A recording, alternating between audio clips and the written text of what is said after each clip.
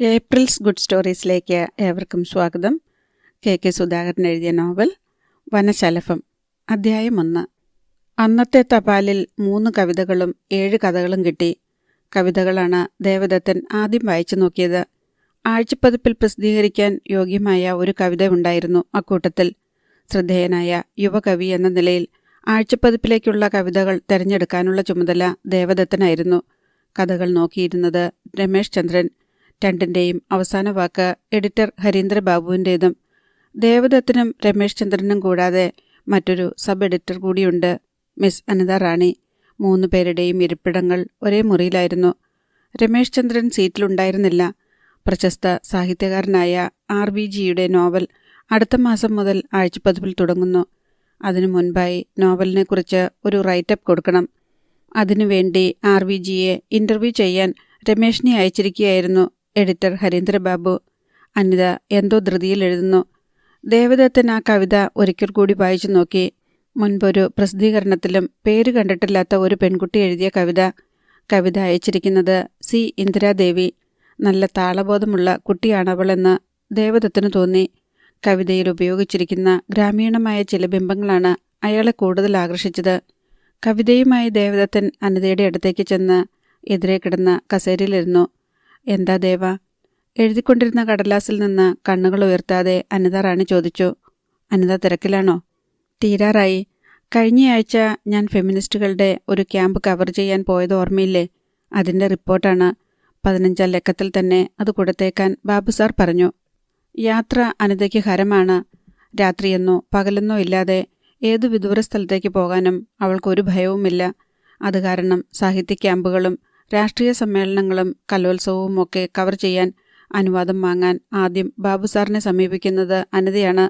ദാ തീർന്നു. പേനയടച്ചുകൊണ്ട് അനിത പറഞ്ഞു. ഇന്നൊരു കവിത കിട്ടി അനിതേ, ഒന്ന് വായിച്ചു നോക്കൂ. ആടിനറിയാവോ അങ്ങാടി വാണിഭം? ഞാൻ വായിച്ചിട്ടെന്താ ദേവ കാര്യം? ദേവൻ്റെ ഡിപ്പാർട്ട്മെൻറ്റലിലെ കവിത. ഇങ്ങനെയൊക്കെ പറഞ്ഞെങ്കിലും അനിത ആ കവിത വാങ്ങി വായിച്ചു. ആരാ ഈ C. ഇന്ദിരാദേവി?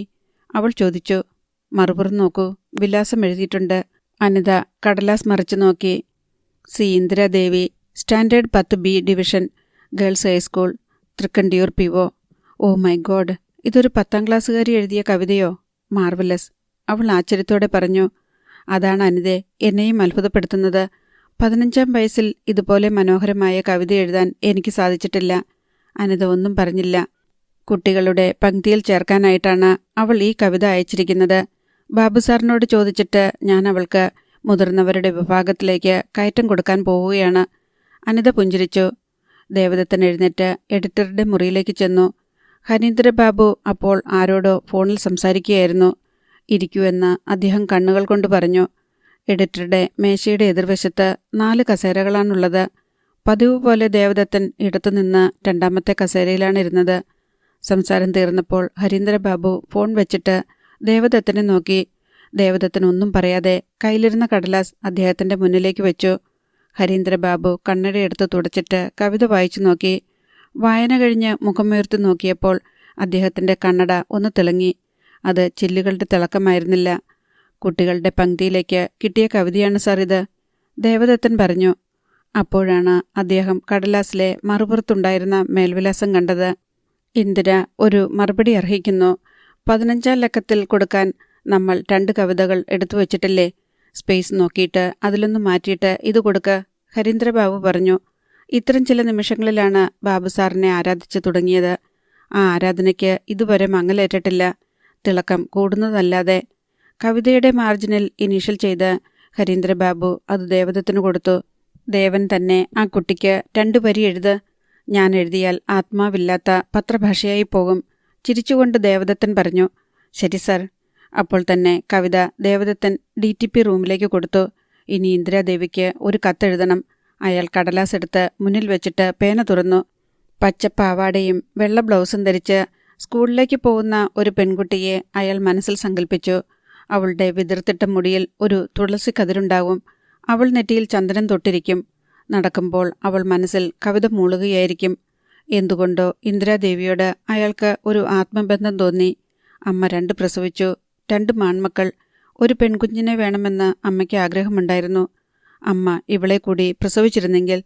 പിറക്കാതെ പോയ അനുജത്തിക്കു വേണ്ടി അയാൾ കത്തെഴുതാൻ തുടങ്ങി. അനുജത്തി, നീ അയച്ച പേരമരത്തിലെ കിളി എന്ന കവിത കിട്ടി. ദേവദത്തൻ ആദ്യവരി എഴുതിക്കൊണ്ടിരിക്കുമ്പോഴാണ് ടെലിഫോൺ ശബ്ദിച്ചത്. രമേശിന്റെ മേശപ്പുറത്താണ് ഫോൺ ഇരിക്കുന്നത്. ദേവദത്തൻ അനിതയെ നോക്കി. നോട്ടത്തിന്റെ അർത്ഥം മനസ്സിലാക്കിയതുപോലെ അവൾ എഴുന്നേറ്റ് ചെന്ന് റിസീവർ എടുത്തു. ഹലോ. അതെ, കൊടുക്കാം. Please hold on. അനിത പുഞ്ചിരിയോടെ താടി ചലിപ്പിച്ച് ദേവദത്തിനെ വിളിച്ചു. ആരാ അനിതേ? ദേവദത്തന്റെ നക്ഷത്രം, അവൾ പറഞ്ഞു. അയാൾക്ക് പെട്ടെന്ന് ആളിനെ മനസ്സിലായി. താര. അയാൾ വേഗം എഴുന്നേറ്റ് ചെന്ന് അനിതയുടെ കയ്യിൽ നിന്ന് റിസീവർ വാങ്ങി. നക്ഷത്രമേ, നീ ഇപ്പോൾ എവിടെ നിന്ന് വിളിക്കുന്നു? അയാൾ ആഹ്ലാദത്തോടെ ചോദിച്ചു. ദേവേട്ടാ, ഞാൻ ഹോസ്റ്റലിൽ നിന്നാണ് വിളിക്കുന്നേ. എന്നെ കൊണ്ടുപോകാൻ അമ്മ വരില്ല. പക്ഷേ ഇന്ന് തന്നെ എനിക്ക് വീട്ടിലേക്ക് പോകണം. എന്നെ ഒന്ന് ഹെൽപ്പ് ചെയ്യാമോ? അവളുടെ സ്വരത്തിൽ നിരാശയും വേദനയും കലർന്നിരുന്നു. അയാൾക്ക് കാര്യമൊന്നും മനസ്സിലായില്ല. ഞാൻ എന്തു വേണം താരേ? അയാൾ ചോദിച്ചു. 12:30 ഒരു ട്രെയിനുണ്ട്. ആ വണ്ടിക്ക് എനിക്കിന്ന് പോകണം. പെട്ടിയും ബാഗും കിടക്കയും ഒക്കെയുണ്ട്. ഇതെല്ലാം റെയിൽവേ സ്റ്റേഷനിലേക്ക് കൊണ്ടുപോകണം. എനിക്കൊരു ടാക്സി വേണം ദേവേട്ടാ, താര പറഞ്ഞു. സാരമില്ല താരേ, ഞാൻ ഇതാ വരുന്നു. ദേവദത്തൻ വാച്ചിൽ നോക്കി. മണി 11:45. തീവണ്ടി പുറപ്പെടാൻ ഇനി 3/4 മണിക്കൂറുണ്ട്. അനിതേ, ഞാൻ പുറത്തേക്കൊന്ന് പോവുകയാണ്. വരാൻ 1 മണിക്കൂർ കഴിയും, ദേവദത്തൻ പറഞ്ഞു. എന്താ ദേവ വിശേഷം? അനിത റാണി ചോദിച്ചു. താരയുടെ അമ്മ അവളെ കൊണ്ടുപോകാൻ വന്നില്ല. ഞാൻ പോയി യാത്ര അയച്ചിട്ട് വരാം. അനിത തലകുലുക്കി. ടാക്സിയിലാണ് ദേവദത്തൻ താരയുടെ ഹോസ്റ്റലിലേക്ക് പോയത്. MA പരീക്ഷ കഴിഞ്ഞ് കോളേജിനോടും ഹോസ്റ്റലിനോടും അവസാന യാത്രയും പറഞ്ഞ് താര പോവുകയാണ്. പെട്ടികളും ബാഗുകളും ഒക്കെ കാണും. ഓട്ടോറിക്ഷയിൽ പോയാൽ ശരിയാവില്ല. ട്രാഫിക് സിഗ്നൽ കിട്ടാൻ ജംഗ്ഷനിൽ വണ്ടി നിന്നപ്പോൾ ദേവദത്തൻ ഒരു സിഗരറ്റിന് തീ കൊളുത്തി. ഇന്നലെ ഉച്ച കഴിഞ്ഞ് 2 മണിക്കൂറിലേറെ താര ഒപ്പമുണ്ടായിരുന്നു. ഐസ്ക്രീമും ഫ്രൂട്ട് സലാഡും ഒടുവിൽ കാപ്പിയും കഴിച്ചു. പിന്നെ ഹോസ്റ്റലിലേക്കുള്ള 1 കിലോമീറ്റർ ഒന്നിച്ചു നടന്നു. പിരിയുമ്പോൾ കരച്ചിലിൻ്റെ വക്കിലെത്തിയിരുന്നു താര. ഒരിക്കൽ കൂടി അവളെ കാണാൻ സാധിക്കുമെന്ന് വിചാരിച്ചതേയില്ല. അമ്മ വന്ന് അവളെ ഇന്ന് കൊണ്ടുപോകും എന്നാണ് പറഞ്ഞിരുന്നത്. താരയ്ക്ക് അമ്മ മാത്രമേയുള്ളൂ. അച്ഛൻ മാധവൻ മുതലാളി വർഷങ്ങൾക്ക് മുൻപേ മരിച്ചുപോയി. ഏക സന്താനമാണ് അവൾ. അച്ഛൻ മരിച്ചപ്പോൾ അവളുടെ അമ്മ ബിസിനസ് സ്ഥാപനങ്ങളെല്ലാം തൻ്റെ ഇടത്തോടെ ഏറ്റെടുത്ത് നടത്തി. ഇച്ഛാശക്തിയുള്ള കൗശലക്കാരിയായ അമ്മയെ താരയ്ക്ക് പേടിയാണ്. നാളെ ഹോസ്റ്റലിൽ വന്നാൽ മിസ്സസ് കൗസല്യ മാധവനെ എനിക്കും കാണാം അല്ലേ? കളിയായി അവളോട് ചോദിച്ചു. കാണാം, പക്ഷേ ഞാൻ ദേവേട്ടനെ പരിചയപ്പെടുത്തുകയില്ല, താര പറഞ്ഞു. അതെന്താ? പിന്നെ എനിക്ക് വരുന്ന കത്തുകളും ഫോൺ കോളുകളും രഹസ്യമായി നിരീക്ഷിക്കപ്പെടും. എന്തുകൊണ്ടായിരിക്കും താരയെ കൊണ്ടുപോകാൻ അവളുടെ അമ്മ വരാഞ്ഞത്? ഹോസ്റ്റലിൽ പോർച്ചിൽ ടാക്സി ചെന്ന് നിന്നു. 2 വലിയ സൂട്ട് കേസുകളും ഒരു എയർ ബാഗുമായി വരാന്തയിൽ കാത്തു നിൽക്കുന്നുണ്ടായിരുന്നു താര. ദേവദത്തിനെ കണ്ട് അവൾ ഓടിയിറങ്ങി വന്നു. പോകാം, അയാൾ ചോദിച്ചു. അവൾ തലകുലുക്കി. കൂട്ടുകാരികളൊക്കെ എവിടെ? പെട്ടികളെടുത്ത് വണ്ടിയിൽ വയ്ക്കുമ്പോൾ ദേവദത്തൻ തിരക്കി. എല്ലാവരും പോയി. കയറു. കാറിൻ്റെ പിൻവാതിൽ തുറന്ന് താര കയറി. ദേവദത്തൻ അവളുടെ അടുത്തായിരുന്നു. മ്ലാനമായിരുന്നു അവളുടെ മുഖം. എന്തോ വേദന അവൾ അടക്കി വച്ചിരിക്കുകയാണെന്ന് ദേവദത്തിന് തോന്നി. എന്താ അമ്മ വരാഞ്ഞത്? അയാൾ ചോദിച്ചു. അമ്മയ്ക്ക് തിരക്ക്. വരാൻ പറ്റില്ലെന്ന് ഇന്ന് രാവിലെ ഫോൺ ചെയ്ത് അമ്മ പറഞ്ഞു. കഴിയുമെങ്കിൽ നാളെ വരാമെന്ന്. അല്ലെങ്കിൽ കാറുമായി ഡ്രൈവർ രാജേന്ദ്രനെയും കാര്യസ്ഥൻ അപ്പു അമ്മാവനെയും വിടാമെന്ന് ക്ഷോഭത്തോടെ താര പറഞ്ഞു. നാളെ അവർ വന്നിട്ട് പോകുന്നതല്ലേ നല്ലത്. ഇന്ന് തനിച്ചു പോയാൽ എപ്പോഴവിടെ ചെല്ലും? ഈ പെട്ടികളും കൊണ്ട് നീ എന്തു ചെയ്യും? ദേവദത്തൻ ചോദിച്ചു. അതൊന്നും സാരമില്ല ദേവേട്ട. ട്രെയിൻ ലേറ്റ് അല്ലെങ്കിൽ 5 മണിക്ക് മുൻപ് അങ്ങ് ചെല്ലും. പിന്നെ വീട്ടിലേക്ക് 7-8 കിലോമീറ്റർ പോണം. സ്റ്റേഷനിൽ പോർട്ടർമാർ കാണില്ലേ? അവർ ടാക്സി പിടിച്ചു തരും. പണം കൊടുത്താൽ സ്നേഹം കിട്ടില്ലായിരിക്കാം, പക്ഷെ സഹായം കിട്ടും ദേവേട്ട. അയാൾ കൈനീട്ടി അവളുടെ വിരലുകളിൽ പിടിച്ചു. ചെമ്പകമൊട്ടിൻ്റെ നിറമായിരുന്നു അവളുടെ വിരലുകൾക്ക്. അവൾ ചെറുതായി വിറയ്ക്കുന്നുണ്ടായിരുന്നു. എന്നെ ഹോസ്റ്റലിലാക്കിയിട്ട് 2 വർഷമായില്ലേ ദേവേട്ട. അതിനുശേഷം ഒരൊറ്റ തവണ പോലും എന്നെ കാണാൻ അമ്മയോട് വന്നിട്ടില്ല. എല്ലാ കുട്ടികളുടെയും അച്ഛനമ്മമാരും മറ്റു ബന്ധുക്കളുമൊക്കെ അവരെ കാണാൻ വരുമ്പോൾ അനാഥയെപ്പോലെ ഞാൻ മാത്രം. താരയുടെ സ്വരമിടറി. താരേ, നീ അത്ര ചെറിയ കുട്ടിയൊന്നുമല്ല ഇങ്ങനെ സങ്കടപ്പെടാൻ. അമ്മയ്ക്ക് തിരക്കുണ്ടെന്നുള്ളത് സത്യമല്ലേ? കയർ factory, bus service, petrol pump എല്ലായിടത്തും അമ്മയുടെ കണ്ണ് ചെല്ലണ്ടേ? താരയെ സമാധാനിപ്പിക്കാനായി ദേവദത്തൻ പറഞ്ഞു. കയർ ഫാക്ടറിയോ പെട്രോൾ പമ്പോ ബസ് സർവീസോ അതോ ഞാനോ അമ്മയ്ക്ക് പ്രധാനം? ആ ചോദ്യത്തിന് അയാൾ മറുപടിയൊന്നും പറഞ്ഞില്ല. പകരം അവളുടെ കൈ ഉയർത്തി അയാളുടെ താടിമീശയിൽ മൃദുവായി ഉരസി നിറകണ്ണുകളോടെ താര പുഞ്ചിരിച്ചു. പരിചയപ്പെട്ട കാലത്ത് താര ചോദിച്ച ഒരു ചോദ്യം അപ്പോൾ ദേവദത്തിന് ഓർമ്മ വന്നു. കവിയായതുകൊണ്ടാണോ താടി വളർത്തുന്നത്? കവികളെല്ലാം താടി വളർത്തണമെന്ന് നിയമമൊന്നുമില്ലല്ലോ, ഉണ്ടോ? ദേവദത്തൻ മറുചോദ്യം ചോദിച്ചു. അല്ല, കവികൾ സാധാരണ താടി വളർത്താറുണ്ട്, അതുകൊണ്ട് ചോദിച്ചത്. കുമാരനാശാനും വള്ളത്തോളും ഉള്ളൂരും താടി വളർത്തിയിരുന്നില്ല. ചങ്ങമ്പുഴയ്ക്ക് പോലും. കാർ റെയിൽവേ സ്റ്റേഷന് മുന്നിൽ ചെന്നു നിന്നു. പെട്ടികളും ബാഗുമെടുത്ത് പുറത്തു വയ്ക്കാൻ ഡ്രൈവർ സഹായിച്ചു. ടാക്സിക്ക് പണം കൊടുക്കാൻ അവൾ ദേവദത്തിനെ അനുവദിച്ചില്ല. ടിക്കറ്റും അവളാണ് എടുത്തത്. അന്വേഷിച്ചപ്പോൾ 2-ാം നമ്പർ പ്ലാറ്റ്ഫോമിൽ നിന്നാണ് വണ്ടി പുറപ്പെടുന്നതെന്നറിഞ്ഞു. താരയും ദേവദത്തനും ചെന്നപ്പോൾ വണ്ടി പ്ലാറ്റ്ഫോമിൽ പിടിച്ചിട്ടുണ്ടായിരുന്നില്ല. ഒരു കണക്കിന് അമ്മ വരാഞ്ഞത് നന്നായി അല്ലേ? അയാൾ ചോദിച്ചു. ശരിയാണ്, നമുക്ക് വീണ്ടും കാണാൻ സാധിച്ചല്ലോ. ഇക്കാര്യത്തിൽ അമ്മയ്ക്ക് നന്ദി പറയേണ്ടതാണ്. എങ്കിലും അമ്മ വന്നില്ല എന്ന കാര്യം ദേവേട്ടനെ അറിയിക്കാൻ എനിക്ക് ലജ്ജയുണ്ടായിരുന്നു. പക്ഷേ ഇന്ന് തന്നെ പോകണമെന്ന് ഒരു വാശി തോന്നി. സഹായം തേടാൻ ദേവേട്ടനല്ലാതെ വേറെ ആരാ എനിക്കിവിടെ ഉള്ളത്? അമ്മ വരാഞ്ഞതോർത്ത് മനസ്സ് വേദനിക്കരുത്. ഒഴിവാക്കാൻ പറ്റാത്ത എന്തെങ്കിലും അസൗകര്യമുണ്ടായി കാണും. വേദനകളൊന്നും എനിക്ക് പുതിയ കാര്യമല്ലെന്ന് ദേവേട്ടൻ അറിഞ്ഞുകൂടെ? എനിക്കിപ്പോൾ വേവലാതി അതല്ല. റിസൾട്ട് അറിയാൻ 2-3 മാസം പിടിക്കും. അതുവരെ ഞാൻ വീട്ടിലെങ്ങനെ കഴിച്ചുകൂട്ടും? റിസൾട്ട് അറിഞ്ഞിട്ടോ? താരയുടെ മുഖം പാടി. വേറെ എന്തെങ്കിലും പഠിക്കാൻ പോകണമെന്നുണ്ട്. അല്ലെങ്കിൽ ഒരു ജോലി. ജോലി കിട്ടാൻ പാടാണ്. കിട്ടിയാലും അമ്മ വിടില്ല. ഡിഗ്രി കഴിഞ്ഞപ്പോൾ തന്നെ എന്നെ കല്യാണം കഴിപ്പിച്ചു വിടാൻ ശ്രമിച്ചതാണ് അമ്മ. ഒരു വിധത്തിൽ കാല് പിടിച്ചാണ് 2 കൊല്ലം കൂടി നീട്ടിക്കിട്ടിയത്. തീവണ്ടി പ്ലാറ്റ്ഫോമിലേക്ക് വരുന്നുണ്ട് എന്ന അറിയിപ്പ് ലൗഡ് സ്പീക്കറിലൂടെ വന്നു. ലഗേജുകളെടുത്ത് യാത്രക്കാർ പെട്ടെന്ന് തയ്യാറായി. അല്പനേരം കഴിഞ്ഞപ്പോൾ വണ്ടി പ്ലാറ്റ്ഫോമിൽ വന്നു നിന്നു. ഒരു പോർട്ടർ വന്ന് താരയുടെ പെട്ടികളും ബാഗും ഫസ്റ്റ് ക്ലാസ് ബോഗിയിൽ എടുത്തു വെച്ചു. വണ്ടി വിടാൻ 10 മിനിറ്റുണ്ടല്ലോ ദേവേട്ട, അത്രയും നേരം എൻ്റെ കൂടെ വന്ന് ഇരിക്കരുതോ? താര ചോദിച്ചു. വരാം. അവൾ കയറിയ കൂപ്പയിൽ വേറെ ആരുമുണ്ടായിരുന്നില്ല. ജനാലയുടെ അടുത്തുള്ള സീറ്റിൽ അവളിരുന്നു. അയാൾ അവളോടൊപ്പം ഇരുന്നു. പെട്ടെന്ന് താരയ്ക്ക് ഒരു കാര്യം ഓർമ്മ വന്നു. ദേവേട്ട, ഒരു പഴയ പ്രോമിസ് ദേവേട്ടൻ ഇതുവരെ പാലിച്ചിട്ടില്ല. പിന്നീട് ചോദിച്ചപ്പോഴൊക്കെ ഇനി ഒരിക്കലാവട്ടെ എന്ന് പറഞ്ഞ് എന്നെ നിരുത്സാഹപ്പെടുത്തുകയാണ് ചെയ്തത്. എന്താണത്? അയാൾക്ക് മനസ്സിലായില്ല. ഒന്ന് ഓർത്തു നോക്കൂ. ആദ്യമായി ദേവേട്ടനെ കണ്ട അന്ന് എന്തിനായിരുന്നു ഞാൻ അടുത്തേക്ക് വന്നത്? ബാഗ് തുറന്ന് ഒരു ഡയറി എടുത്ത് അയാൾക്ക് നീട്ടിക്കൊണ്ട് താര ചോദിച്ചു. അയാൾ ഡയറി തുറന്നു നോക്കി. ഒരു ഓട്ടോഗ്രാഫായിരുന്നു അത്. അയാൾ അറിയാതെ ചിരിച്ചുപോയി. ഒരു കവിയരങ്ങിൽ പങ്കെടുക്കാനായി താരയുടെ കോളേജിൽ ചെന്നപ്പോഴാണ് അവളെ ആദ്യമായി കണ്ടത്. ദേവദത്തൻ ഓട്ടോഗ്രാഫിൻ്റെ താളുകൾ മറിച്ചു നോക്കി. കുട്ടികളും അധ്യാപകരും അതിലെഴുതിയിട്ടുണ്ട്. എഴുതാൻ ഒന്നും മനസ്സിൽ തോന്നുന്നില്ലല്ലോ താരെ? അയാൾ നിസ്സഹായതയോടെ പറഞ്ഞു. കവിക്കുണ്ടോ വാക്കുകൾക്ക് വിഷമം? ദേവദത്തൻ പേനയെടുത്ത് ഡയറിയുടെ അവസാന പേജിൽ എന്തോ എഴുതി.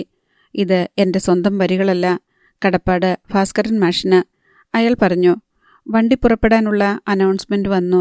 ഡയറി മടക്കി അവൾക്ക് കൊടുത്തിട്ട് അയാൾ പ്ലാറ്റ്ഫോമിലേക്ക് ഇറങ്ങി. ജനാലയുടെ അടുത്തേക്ക് വന്നു. ഇനി എന്നാണ് നമ്മൾ കാണുക? വേദനയോടെ താര ചോദിച്ചു. അറിയില്ല താരെ. വണ്ടി വിടാനുള്ള പച്ച ലൈറ്റ് തെളിഞ്ഞു. ഞാൻ എഴുതാം. എനിക്ക് മറുപടി അയക്കില്ലേ? അയക്കാം എന്നർത്ഥത്തിൽ അയാൾ തലകുലുക്കി. ഇനിയൊരിക്കലും താൻ അയാളെ കാണുകയില്ലെന്ന് താരയ്ക്ക് തോന്നി. പൊടുന്നനെ അവളുടെ കണ്ണുകൾ നിറഞ്ഞു. ഗാർഡ് പച്ചക്കൊടി വീശി. ചൂളം കുത്തിയിട്ട് തീവണ്ടി മെല്ലെ മുന്നോട്ട് നീങ്ങി. പോകട്ടെ എന്ന് അവൾ കണ്ണുകൾ കൊണ്ട് ചോദിച്ചു. തല ചലിപ്പിച്ച് അയാൾ അനുമതി നൽകി. ജനാലക്കമ്പികളിൽ മുഖമമർത്തി അവൾ അയാളെ തന്നെ നോക്കിയിരുന്നു. വണ്ടി നീങ്ങിപ്പോയതോടെ അയാൾ പ്ലാറ്റ്ഫോമിലെ ആൾക്കൂട്ടത്തിൽ അലിഞ്ഞുപോയി. അപ്പോഴാണ് അവൾക്ക് ഓട്ടോഗ്രാഫിൻ്റെ കാര്യം ഓർമ്മ വന്നത്. അവൾ ഡയറി തുറന്നു നോക്കി. ഭംഗിയുള്ള നീല അക്ഷരങ്ങളിൽ ദേവദത്തൻ എഴുതിയിരിക്കുന്നു. പ്രാണസഖി, നീ പോയി വരുവോളം പാവം നിന്നുടെ വനശലഭം പാടാനോർത്തൊരു മധുരിത ഗാനം പാടാതിവിടെ അലഞ്ഞിടും പോയി വരും നീ ആത്മസഖി. വീണ്ടും വീണ്ടും താര ആ വരികൾ വായിച്ചു. അറിയാതെ അവളുടെ കണ്ണുകൾ നിറഞ്ഞൊഴുകി. ഡയറി മാറിൽ ചേർത്തുവെച്ച് അവൾ പിന്നിലേക്ക് ചാരി കണ്ണുകൾ അടച്ചിരുന്നു. തീവണ്ടിയുടെ വേഗതയ്ക്കൊപ്പം അവളുടെ ദേഹം ചെറുതായി ഉലയുന്നുണ്ടായിരുന്നു. ജനാലയിലൂടെ അകത്തേക്ക് കയറി വന്ന കാറ്റിൽ അവളുടെ മുടിയിഴകൾ നനവുണങ്ങിയ കവിളിൽ വീണ് നൃത്തം വച്ചുകൊണ്ടിരുന്നു. അധ്യായം 2. തീവണ്ടി നല്ല വേഗത്തിലാണ് ഓടിക്കൊണ്ടിരുന്നത്. താരയുടെ കൂപ്പയിൽ ഒരു മധ്യവയസ്കനും മധ്യവയസ്കയുമാണ് ഉണ്ടായിരുന്നത്. ആ ദമ്പതികൾ ഉച്ചഭക്ഷണം കഴിക്കാൻ ഒരുങ്ങിയപ്പോൾ താരയെയും ക്ഷണിച്ചു. നന്ദിപൂർവ്വം അവൾ അത് നിരസിച്ചു. ബാഗിൽ ഏത്തപ്പഴവും ബിസ്ക്കറ്റും ജാം പുരട്ടിയ റൊട്ടിയും അടങ്ങിയ ഒരു പാക്കറ്റ് ഇരിപ്പുണ്ട്. താര തീവണ്ടിയിലാണ് പോകുന്നതെന്നറിഞ്ഞപ്പോൾ അനിലയോ ശ്രീലേഖയോ എടുത്തു വെച്ചതാണ്. താര വാച്ചിൽ നോക്കി. മണി 1:30. ദേവേട്ടൻ ഇപ്പോൾ എന്തു ചെയ്യുകയായിരിക്കും? റെയിൽവേ സ്റ്റേഷനിൽ നിന്ന് നേരെ പത്രം ഓഫീസിലേക്ക് പോയി കാണും. ചിലപ്പോൾ ഹോട്ടലിൽ നിന്ന് ഭക്ഷണം കഴിച്ചിട്ടായിരിക്കും പോയത്. 2ാം നിലയിലുള്ള ദേവദത്തിൻ്റെ ഓഫീസ് മുറിയിൽ താര പോയിട്ടുണ്ട്. അവിടെ 3 മേശകളും 3 കസേരകളുമാണുള്ളത്. ഓരോ മേശയുടെ എതിർവശത്തും സന്ദർശകർക്ക് ഇരിക്കാനുള്ള കസേരയുണ്ട്. രമേശ് ചന്ദ്രനെയും അനിത റാണിയെയും താരയ്ക്കറിയാം. അവർക്ക് താരയെയും അറിയാം. കാണുമ്പോഴൊക്കെ താരയെ പലതും പറഞ്ഞ് അനിത കളിയാക്കുമായിരുന്നു. ജീവിതത്തിൽ ആരെങ്കിലുമായി തീരണമെന്ന് പ്രത്യേകിച്ച് ആഗ്രഹമൊന്നും താരയ്ക്കുണ്ടായിരുന്നില്ല. എങ്കിലും അനിതയെ കാണുമ്പോൾ ഒരു പത്രപ്രവർത്തകയാകണമെന്ന് തോന്നിയിട്ടുണ്ട്. താര ഡയറി തുറന്ന് ആ വരികൾ വീണ്ടും വായിച്ചു നോക്കി. അവൾക്കപ്പോൾ ആ പാട്ടിൻ്റെ ഈണം ഓർമ്മ വന്നു. മുൻപ് പലതവണ കേട്ടിട്ടുള്ള പാട്ടാണ്. പക്ഷേ ഇപ്പോൾ ആ വരികൾക്ക് മുമ്പില്ലാതിരുന്ന അർത്ഥം. താര പുറത്തേക്ക് നോക്കിയിരുന്നു. കത്തിക്കാളുന്ന വെയിൽ വീണു കിടക്കുന്ന നെൽപ്പാടങ്ങൾ, ഏത്തവാഴത്തോപ്പുകൾ, ആമ്പൽക്കുളങ്ങൾ. 10ാം തീയതി അവസാനത്തെ പരീക്ഷയും തീർന്നതാണ്.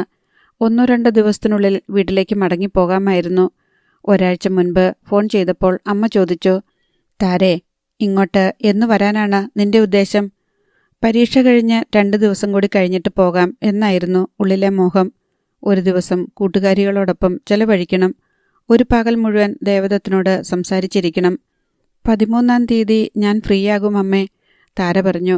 ശരി, അന്ന് രാവിലെ കാറുമായി രാജേന്ദ്രനെ വിടാം. നീ റെഡിയായിരുന്നാൽ മതി, അമ്മ പറഞ്ഞു. അപ്പുഅമ്മാവനെ വിടണമെന്നില്ല. പകരം അമ്മ വന്നാൽ മതി. അമ്മയെ കാണാൻ കൊതിച്ചിരിക്കുന്ന ചില കൂട്ടുകാരികളുണ്ട് ഇവിടെ. എനിക്ക് വരാൻ പറ്റുമെന്ന് തോന്നുന്നില്ല താരേ. നിനക്കറിയത്തില്ലേ ഇവിടത്തെ കാര്യങ്ങൾ? ഇതുവരെ അമ്മ എൻ്റെ ഹോസ്റ്റലിൽ വന്നിട്ടില്ല. ഈ അവസാന ദിവസമെങ്കിലും അമ്മ വരണമെന്ന് എൻ്റെ ഒരാഗ്രഹമാ. അമ്മ തീർച്ചയായും വരണം. അമ്മ ഒരു നിമിഷം ആലോചിക്കുന്നത് പോലെ നിശബ്ദയായി. 13ാം തീയതിയല്ലേ? ശരി, വരാം. ഒടുവിൽ അമ്മ പറഞ്ഞു. ഉച്ചയ്ക്ക് മുൻപ് വരണം. വരാം. ഹോസ്റ്റലിലും കോളേജിലും കുടിശ്ശിക അടയ്ക്കാനുള്ള പണമുണ്ടോ നിന്റെ കയ്യിൽ? കുടിശ്ശികയൊന്നുമില്ലമ്മേ. എൻ്റെ കയ്യിൽ ആവശ്യത്തിന് രൂപയുണ്ട്, താര പറഞ്ഞു. പണത്തിന് എന്തു കുറവ്? എല്ലാ മാസവും 5ാം തീയതിക്ക് മുൻപ് ബാങ്ക് വഴി 2000 രൂപ വീതം അയക്കാൻ അമ്മ മാനേജരെ ഏർപ്പെടുത്തിയിട്ടുണ്ട്. പണം അയക്കുന്ന കാര്യം മാനേജർ മറക്കുകയില്ല. ഒരിക്കൽ ആൽബത്തിൽ അമ്മയുടെ ഫോട്ടോ കണ്ട് റൂംമേറ്റുകളായ അനിലയും ശ്രീലേഖയും അത്ഭുതപ്പെട്ടു. തൻ്റെ അമ്മയാണോ? കണ്ടിട്ട് എത്ര ചെറുപ്പം, അനില പറഞ്ഞു. ചെറുപ്പം മാത്രമോ, എന്തൊരു സൗന്ദര്യം, ശ്രീലേഖ പറഞ്ഞു. കഴിഞ്ഞ ഓണത്തിന് വീട്ടിൽ വെച്ച് ഞാനെടുത്ത ഫോട്ടോയാ, അഭിമാനത്തോടെ താര പറഞ്ഞു. തൻ്റെ അമ്മ എന്താ ഇങ്ങോട്ട് വരാത്തത്? ഞങ്ങൾ ഇതുവരെ കണ്ടിട്ടില്ലല്ലോ. സമയം കിട്ടാത്തതുകൊണ്ടാണ്. ഒരു ദിവസം വരും, അപ്പോൾ കാണാം. താര അന്നു മുതൽ അമ്മയോട് പറയുന്നതാണ്, ഹോസ്റ്റലിലേക്കൊന്നു വരാമെന്ന് പറഞ്ഞതല്ലാതെ ഒരിക്കലും അമ്മ വന്നതേയില്ല. അതുകൊണ്ടാണ് കോളേജ് അടച്ചു പോകുമ്പോൾ നിർബന്ധമായും വരണമെന്ന് പറഞ്ഞത്. പരീക്ഷ കഴിഞ്ഞ് പിറ്റേ ദിവസം ശ്രീലേഖയും അനിലയും വീട്ടിലേക്ക് പോകാനിരുന്നതാണ്. താര പറഞ്ഞതുകൊണ്ടാണ് 2 ദിവസം കൂടി അവർ തങ്ങിയത്. 13ാം തീയതി അമ്മ വരും. അന്ന് പോയാൽ മതി നിങ്ങളും. ഒരേ ദിവസം നമുക്ക് ഹോസ്റ്റൽ വിടാം, താര പറഞ്ഞു. 2 പേര് സമ്മതിച്ചു. പരീക്ഷ കഴിഞ്ഞതിൻ്റെ പിറ്റേ ദിവസം ശ്രീലേഖയും അനിലയും ഒത്ത് ചെറിയ ഷോപ്പിംഗ് നടത്തി. അമ്മയ്ക്ക് കൊടുക്കാൻ മനോഹരമായ ഒരു കോട്ടൺ സാരി വാങ്ങി. വീതി കൂടിയ ബോർഡറിലുള്ള കോട്ടൺ സാരികൾ അമ്മയ്ക്കിഷ്ടമാണ്. നല്ല പൊക്കവും വെളുത്ത നിറവുമുള്ളതുകൊണ്ട് അമ്മയ്ക്ക് ഏത് സാരി ഉടുത്താലും ഭംഗിയാണ്. ഷോപ്പിംഗ് കഴിഞ്ഞ് ഒരു ഹോട്ടലിൽ പോയി ഭക്ഷണം കഴിച്ചു. പിന്നെ സിനിമ കണ്ടു. 3 പേരും കൂടി ഒന്നിച്ചു ചേരാൻ ഇനി ഒരിക്കലും അവസരം കിട്ടിയില്ലെങ്കിലോ? പിറ്റേ ദിവസം ദേവദത്തിനു വേണ്ടി മാറ്റിവെച്ച ദിവസമായിരുന്നു. ഇന്നലെ ഉച്ചവരെ ദേവേട്ടന് അത്യാവശ്യം തീർക്കേണ്ട ചില ജോലികളുണ്ടായിരുന്നതിനാൽ 2 മണി കഴിഞ്ഞിട്ടാണ് വരാൻ പറ്റിയത്. വലിയ തിരക്കില്ലാത്ത ഒരു റെസ്റ്റോറൻ്റുണ്ട്, അവിടേക്കാണ് പോയത്. 5 മണി വരെ അവിടെ ഇരുന്നു. എന്തെല്ലാം പഴയ കാര്യങ്ങൾ ഓർത്തു, എന്തെല്ലാം പുതിയ കാര്യങ്ങൾ പറഞ്ഞു. എംഎക്ക് ചേർന്ന വർഷത്തിൻ്റെ അവസാനത്തിലാണ് ദേവദത്തൻ എന്ന കവിയെ പരിചയപ്പെടുന്നത്. കോളേജിലെ മലയാള വിഭാഗത്തിൻ്റെ ആഭിമുഖ്യത്തിൽ നടത്തിയ കവിയരങ്ങിൽ പങ്കെടുക്കാൻ വന്നവരിൽ ഒരാളായിരുന്നു ദേവേട്ടൻ. ഹാളിൻ്റെ പിൻനിരയിലാണ് താരയിരുന്നത്. കവിതയോട് അവൾക്ക് വലിയ ആഭിമുഖ്യമൊന്നുമില്ലായിരുന്നു. കഥയും നോവലുമായിരുന്നു അവൾക്ക് കൂടുതൽ പ്രിയം. കവികളെ കാണാമല്ലോ എന്ന് വിചാരിച്ച് മാത്രമാണ് അവൾ ചെന്നത്. ദേവദത്തിൻ്റെ കവിതകൾ അവൾ വാരികകളിൽ കണ്ടിട്ടുണ്ടായിരുന്നു. ഒന്നും വായിച്ചിരുന്നില്ല. പക്ഷേ ലൗഡ് സ്പീക്കറിലൂടെ മുഴക്കമുള്ള ആ സ്വരം ഹാളിൽ നിറഞ്ഞപ്പോൾ അവൾ തരിച്ചിരുന്നു പോയി. രോമാഞ്ചമുണ്ടായി. മൈക്കിന് പിന്നിൽ നിന്നുകൊണ്ട് ഈ ലോകത്തെ തന്നെ മറന്ന് കവിത ചൊല്ലുന്ന വെളുത്ത് പൊക്കമുള്ള ആ ചെറുപ്പക്കാരനെ അവൾ കണ്ണിമയ്ക്കാതെ നോക്കിയിരുന്നു. നീല ജീൻസും അയഞ്ഞ വെള്ള ഷർട്ടുമായിരുന്നു അയാളുടെ വേഷം. കവിയെക്കുറിച്ച് സങ്കല്പത്തിലുണ്ടായിരുന്ന വേഷമായിരുന്നില്ല അത്. അയാൾക്ക് മനോഹരമായി വളർത്തിയ താടിയുണ്ടായിരുന്നു എന്നത് മാത്രമാണ് ആ സങ്കല്പത്തിന് അനുകൂലമായ ഒരേയൊരു ഘടകം. ദേവദത്തിൻ്റെ ഘനഗംഭീരമായ സ്വരമോ വ്യക്തതയുള്ള ഉച്ചാരണമോ വാക്കുകളുടെ സംഗീതമോ വരികളുടെ ലാളിത്യമോ ഏതാണ് തന്നെ കീഴ്പ്പെടുത്തിയതെന്ന് വേർതിരിച്ചറിയാൻ താരയ്ക്ക് കഴിഞ്ഞില്ല. ഒരുപക്ഷെ അതെല്ലാം കൂടി സൃഷ്ടിച്ച വികാരപ്രപഞ്ചത്തിൽ ആകർഷ്ടയായി പോയതാവാം. ദേവദത്തനെന്ന കവിയെ ആ ദിവസം മുതലാണ് അവൾ ആരാധിച്ചു തുടങ്ങിയത്. കവിയരങ്ങ് അവസാനിച്ചപ്പോൾ കുട്ടികൾ ഓട്ടോഗ്രാഫിനായി കവികളെ പൊതിഞ്ഞു. ദേവദത്തിൻ്റെ കയ്യൊപ്പ് വാങ്ങണമെന്ന് താര ആഗ്രഹിച്ചു. കയ്യിലുണ്ടായിരുന്ന നോട്ട്ബുക്കുമായി അവൾ ചെന്നെങ്കിലും അയാളുടെ സമീപത്തെങ്ങും ചെല്ലാൻ സാധിച്ചില്ല. തിരക്കൊഴിയട്ടെ എന്ന് വിചാരിച്ച് അവൾ അല്പം മാറി നിന്നു. തിരക്കൊഴിയാറായപ്പോഴേക്കും കവികൾക്ക് പോകാനുള്ള കാർ വന്നു. താര ഓടിച്ചെന്നെങ്കിലും ദേവദത്തിനപ്പോഴേക്കും കാറിൻ്റെ പിൻസീറ്റിൽ ഇരുന്ന് കഴിഞ്ഞിരുന്നു. വാതിലും അടഞ്ഞു. Sir, autograph. നോട്ട്ബുക്ക് തുറന്ന് അവൾ പ്രതീക്ഷയോടെ അയാൾക്ക് നേരെ നീട്ടി. അപ്പോഴേക്കും കാർ സ്റ്റാർട്ടായി കഴിഞ്ഞിരുന്നു. വണ്ടി വിടാറായല്ലോ കുട്ടി. സാരമില്ല, ഇനി ഒരിക്കലാവട്ടെ. തീർച്ചയായും ഞാൻ. അയാളത് പറഞ്ഞു കഴിയും മുൻപേ കാർ മുന്നോട്ട് നീങ്ങി. അകന്നു പോകുന്ന കാർ നോക്കി അവൾ നിരാശയോടെ നിന്നു. പിന്നീടൊരിക്കൽ അതേക്കുറിച്ച് സംസാരിച്ചപ്പോൾ ദേവദത്തൻ പറഞ്ഞു, തിരിഞ്ഞു നോക്കിയപ്പോൾ പിന്നിലെ കണ്ണാടിച്ചില്ലിലൂടെ ഞാൻ താരയെ കണ്ടു. കയ്യിൽ നോട്ട്ബുക്കും പിടിച്ച് ഒരു സാലഭഞ്ചികയെപ്പോലെ നിശ്ചലയായി. എനിക്കത് കണ്ടപ്പോൾ വല്ലാത്ത സങ്കടം തോന്നി. കാർ തിരിച്ചുവിട്ട് നിന്റെ അടുത്തേക്ക് വരണമെന്ന് തോന്നിയതാണ്. പക്ഷേ വണ്ടിയിൽ മറ്റു കവികളുണ്ടായിരുന്നതുകൊണ്ട്. നഗരത്തിൽ നിന്ന് പ്രസിദ്ധീകരിക്കുന്ന പത്രശൃംഖലയിൽപ്പെട്ട ആഴ്ചപ്പതിപ്പിൽ സബ് എഡിറ്ററാണ് ദേവദത്തനെന്ന് പിന്നീടാണ് അറിഞ്ഞത്. ആ വിലാസം വെച്ച് അവൾ വെറുതെ ഒരു കത്തയച്ചു. മനോഹരമായ ഒരു സൗഹൃദത്തിൻ്റെ തുടക്കം കുറിച്ചേക്കും ആ കത്ത് എന്ന പ്രതീക്ഷ അവൾക്കുണ്ടായിരുന്നില്ല. പക്ഷേ താര ഡയറി അടച്ച് ഭദ്രമായി ബാഗിൽ വെച്ചു. വീട്ടിൽ ചെന്നു കഴിഞ്ഞ് ഇന്ന് തന്നെ ദേവേട്ടന് ഫോൺ ചെയ്യണം. നാളെ ഒരു കത്തും എഴുതണം. അന്യോന്യം കാണാതെ സംസാരിക്കുന്നതിൻ്റെ സുഖവും കത്തെഴുതുന്നതിൻ്റെ സുഖവും രണ്ടും രണ്ടാണല്ലോ. ഇന്ന് തീയതി 13. 10 മണിയാകുമ്പോഴേക്ക് അമ്മ ഹോസ്റ്റലിലെത്തും എന്നായിരുന്നു പ്രതീക്ഷ. പരീക്ഷ കഴിഞ്ഞതിൻ്റെ പിറ്റേ ദിവസം മുതൽ ഓരോരുത്തരായി ഹോസ്റ്റൽ വിട്ടുപോയി. അനിലയെയും ശ്രീലേഖയെയും താര പിടിച്ചു നിർത്തുകയായിരുന്നു. രാവിലെ 8 മണിയായപ്പോൾ അമ്മയുടെ ഫോൺ വന്നു. താരേ, എനിക്കിന്നങ്ങോട്ട് വരാൻ പറ്റില്ലല്ലോ മോളെ. ബോംബെയിൽ നിന്ന് എക്സ്പോർട്ടിംഗ് കമ്പനിയുടെ ഒരു റെപ്രസെൻറ്റേറ്റീവ് ഇന്ന് 12 മണിക്ക് വരുന്നു. ഇന്നലെ രാത്രിയിലാണ് അവർ ഫിക്സ് ചെയ്ത് വിവരം അറിയിച്ചത്, അമ്മ പറഞ്ഞു. അത് കേട്ടപ്പോൾ താരയ്ക്ക് അടക്കാനാവാത്ത നിരാശയും കോപവും തോന്നി. അമ്മ അന്ന് വരാമെന്ന് എനിക്ക് പ്രോമിസ് ചെയ്തതല്ലേ. അതാണ് അമ്മ നേരത്തെ ഫിക്സ് ചെയ്ത പ്രോഗ്രാം. ബോംബെയിൽ നിന്നുള്ള ആളിനെ വൈകുന്നേരം കാണാമെന്ന് അറിയിക്കൂ. എന്നിട്ട് അമ്മ ഉടൻ പുറപ്പെടൂ, അവൾ ആവശ്യപ്പെട്ടു.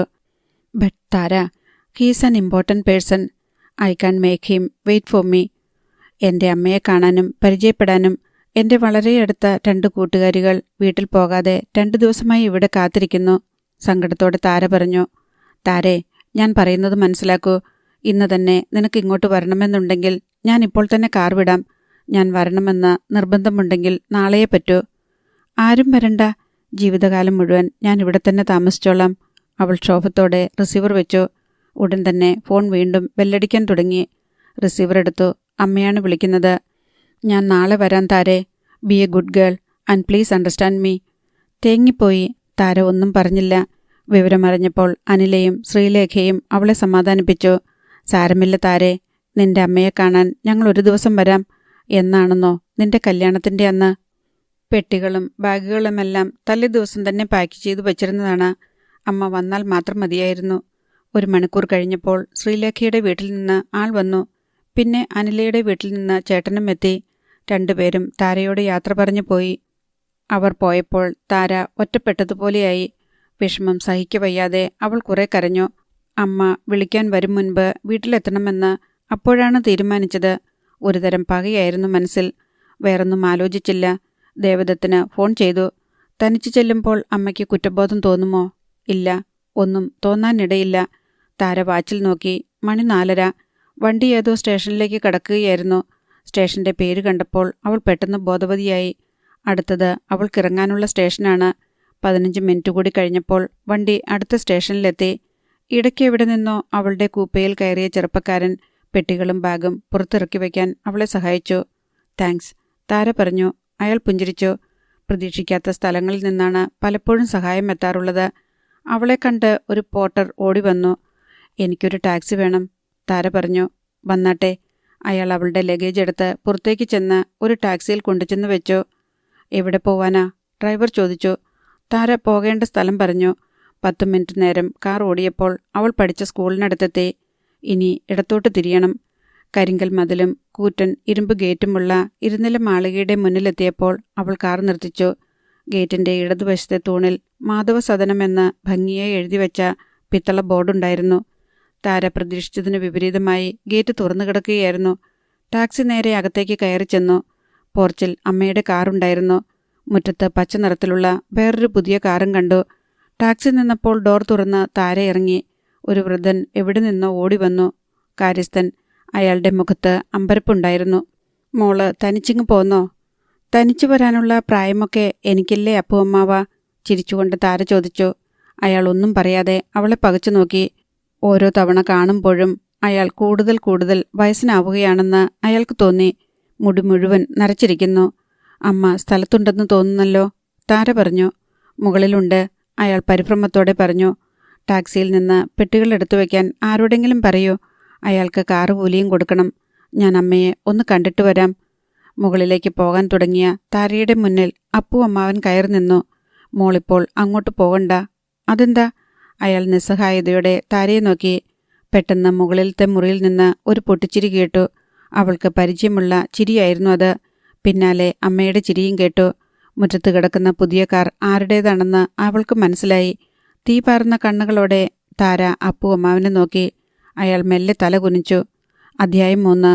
അപ്പു അമ്മാവനെ തള്ളിമാറ്റി മുകളിലേക്ക് ഓടിക്കയറി ചെല്ലാനാണ് താരയ്ക്ക് തോന്നിയത്. ഒരു കാലത്ത് അവൾ പോലീസ് അങ്കിൾ എന്ന് വിളിച്ചിരുന്ന രാജശേഖരൻ നായർ അമ്മയുടെ മുറിയിലുണ്ട്. അന്ന് അയാൾ സർക്കിൾ ഇൻസ്പെക്ടർ, ഇന്ന് DYSP.